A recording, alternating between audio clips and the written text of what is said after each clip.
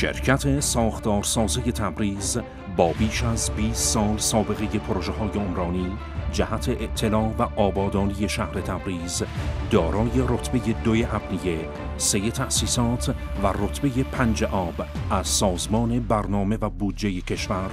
و پایه 1 انبوه‌سازی از وزارت راه و شهرسازی در ساخت و تحویل حدود 2700 واحد مسکونی و 22000 متر مربع مرکز تجاری تفریحی در شهر تبریز گام‌های مؤثری ایفا نموده است و آماده سازی بیش از 150 هکتار از اراضی شهر تبریز در طی 20 سال حاصل تلاش این شرکت بوده است و با تمام توان آماده ارائه خدمات برای آبادانی شهر عزیزمان می باشد. ما امروز در شهر جدید سهند حدود 23000 واحد در حال احداث داریم که حدود 17000 تا توسط کارگزاران و سازندگان شرکت عنوان شهر جدید سهند در حال احداث است. 2000 واحد توسط نیروهای مسلح در حال احداث هستند و 3000 واحد پروژه خودمالکی داریم که پیشرفت قابل توجهی دارند. پیشرفت پروژه های طرح نهضت ملی که توسط کارگزاران و سازندگان شرکت عنوان شهر جدید سهند در حال احداث است. از شروع پروژه تا حدود 65% هست که ما از پروژه هایی که بالای 50% هستند هر کدوم چند تا بلوک رو جدا کردیم. اینها دارای پیشرفت بالای 75% هستند و به شرط واریزه و توسط متقاضیان میتونن به زودی تکمیل و تحویل متقاضیان بشن. شهر جدید سهند جزو شهرهای پیشرو در اجرای طرح نهضت ملی مسکن و طرح‌های عمرانی است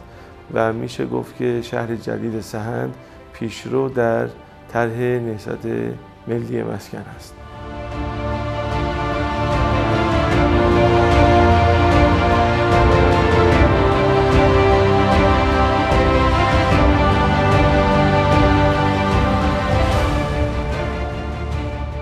در پروژه 396 واحدی آوین هستیم با اجرای شرکت ساختارسازی تبریز.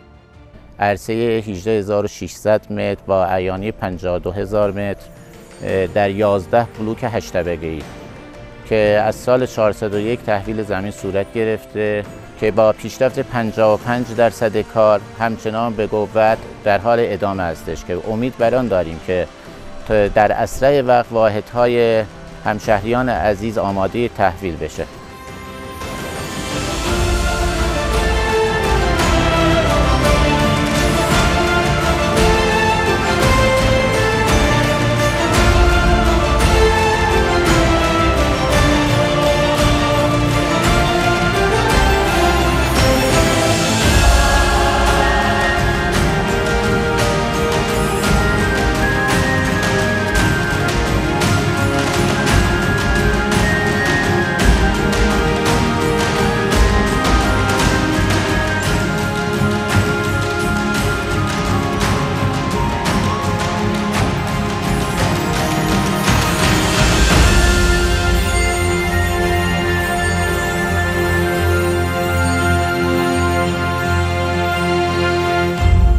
شرکت ساختارسازی تبریز